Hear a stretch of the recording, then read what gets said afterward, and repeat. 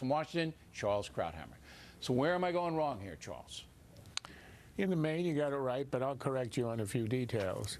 The first about Iraq, the situation, the mess that was supposedly left by the Bush administration. Well, David Petraeus said in an interview Friday in the Washington Post, a very important interview, incidentally, that that the surge obviously had succeeded.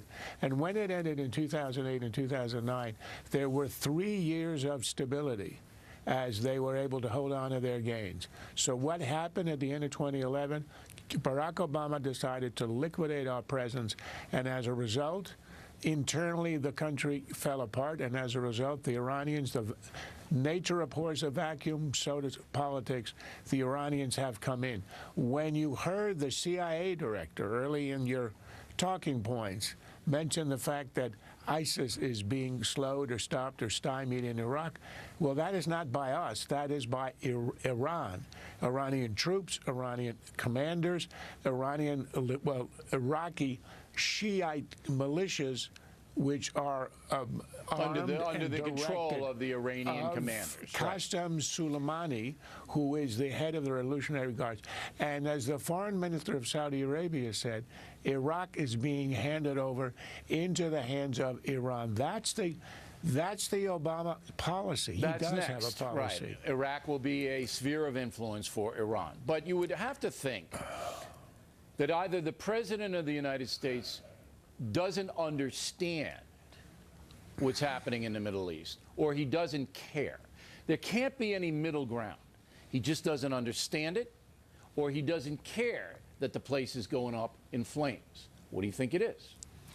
Well, he does have a very strange serenity about the meltdown, the fact that we are being driven out of our last redoubt in Yemen. We had to evacuate the embassy in Yemen only a week ago, the air base, the last troops today. We had to evacuate Libya a few months ago, that Iran is now taking our place in Iraq. He does have this sort of strange detachment.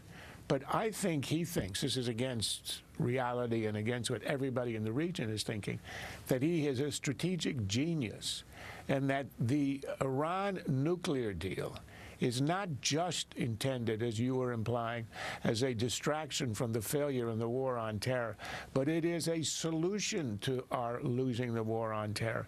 He thinks that he is going to do a Nixon to China.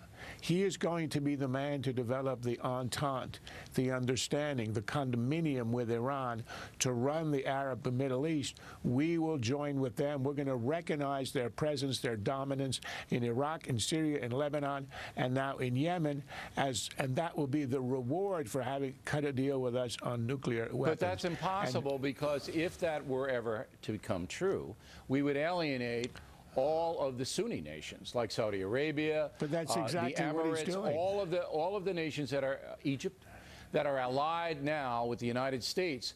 President Obama would betray all of them by giving Iran more power. But wait. But surely he has to know that if what you're saying is true, if his vision is, I'm going to sign a deal with Iran on nukes, it's going to be favorable to Iran, and they're going to give me equal partnership in running the Middle East, if he thinks that could ever happen, that's insanity. That's not bad policy. That's insanity.